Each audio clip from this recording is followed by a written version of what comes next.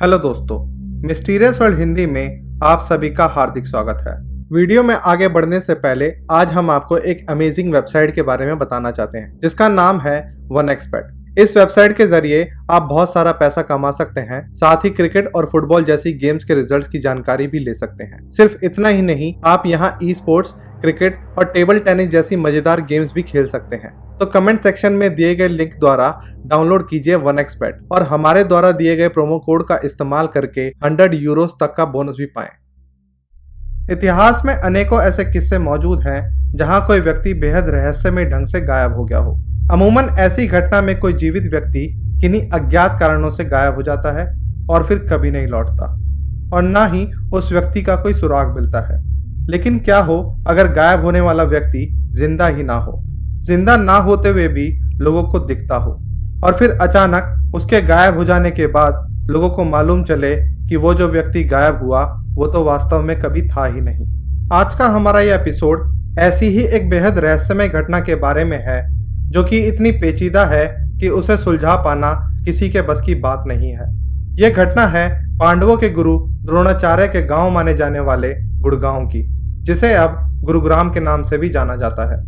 सन 1965 तक ये जगह पंजाब राज्य का हिस्सा हुआ करती थी, लेकिन सन 1966 में हरियाणा राज्य का निर्माण हुआ और गुड़गांव हरियाणा राज्य का हिस्सा बन गया।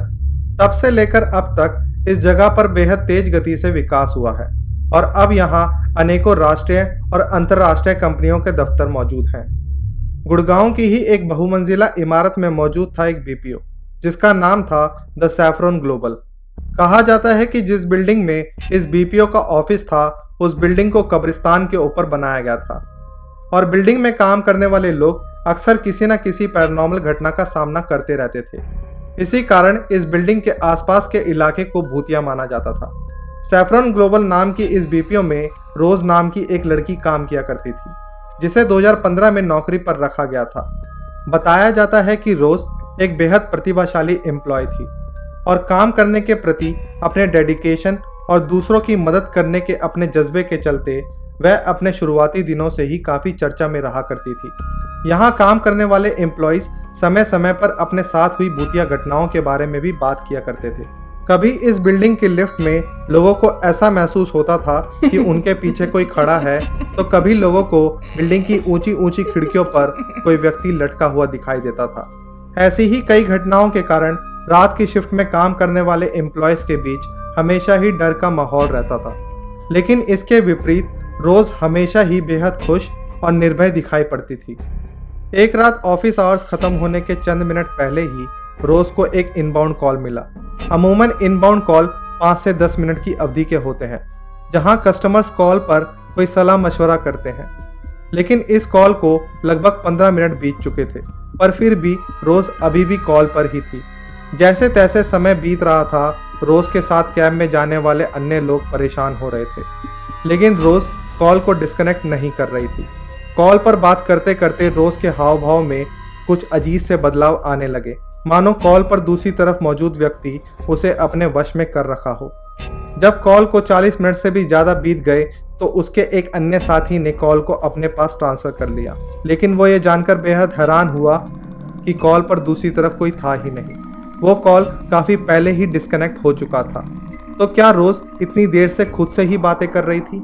ये एक ऐसा सवाल था जो वहाँ मौजूद हर व्यक्ति के मन में उमड़ रहा था, लेकिन किसी ने किसी से कुछ नहीं कहा और सब गाड़ी में बैठकर अपने अपने घरों की ओर निकल गए। उस रात पूरे रास्ते रोज़ ने किसी से बात नहीं की। वो चुपचाप अपनी सीट पर बैठी सामने की ओर देख रही थी। कुछ ही देर में रोज़ का स्टॉप आया और वो अपने घर की ओर चली गई।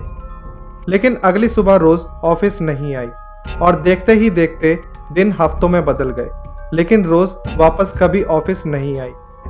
ऑफिस में रोज के साथ काम करने वाले लोगों ने रोज के बारे में पता लगाने का फैसला किया, और जब वे कंपनी द्वारा रजिस्टर्ड कराए गए एड्रेस पर पहुंचे तो उस घर के मालिक की बात सुनकर सबके सब हैरान रह गए।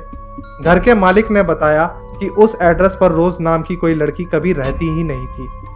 रोज के दोस्तों को इस बात पर यकीन ही नहीं हो पा रहा था, क्योंकि लगभग पिछले 6 महीनों से वह लोग रोज को उसी घर के गेट से पिक किया करते थे और रात को ऑफिस से लौटते वक्त कैब उसी घर के गेट पर रोज को ड्रॉप किया करती थी। रोज के दोस्तों और कंपनी के कुछ अन्य लोगों ने मिलकर रोज की गुमशुदगी की सघन जांच करने का फैसला किया। रोज के द्वारा कंपनी में जमा कराए डॉक्यूमेंट से उसके परमानेंट एड्रेस को खोज निकाला, जहां रोज के माता पिता रहा करते थे। जब रोज की कंपनी के लोग उसके घर पहुंचे और उसके माता पिता से बात की तो वहां मौजूद सभी लोगों के पांव के नीचे से जमीन सरक गई। रोज के पिता ने उन्हें बताया कि रोज तो 4 साल पहले ही मर चुकी है। 4 साल पहले ही सड़क दुर्घटना में रोज की जान जा चुकी है।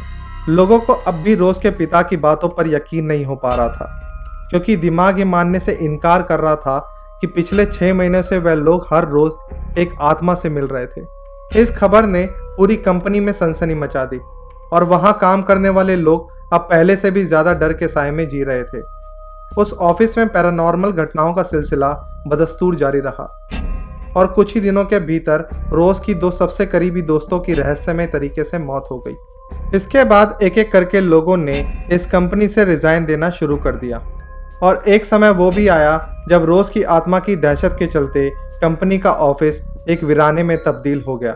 सैफरॉन बीपीओ की विचित्र और रहस्यमय घटना के बारे में आप लोगों की क्या राय है? आप अपनी राय कमेंट्स के माध्यम से हमारे साथ साझा करना बिल्कुल भी ना भूलें। अगर आपको आज का हमारा ये वीडियो पसंद आया हो तो इस वीडियो को लाइक करें और शेयर करें। बहुत जल्द आपसे फिर मुलाकात होगी, तब तक के लिए अलविदा।